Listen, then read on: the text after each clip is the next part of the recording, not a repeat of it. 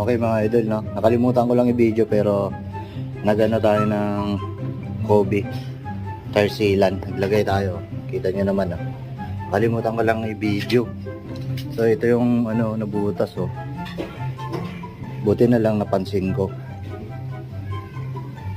Ayan, oh. Tumigas na siya, oh. Ayan. Siyempre iniikot-ikot. Ayan.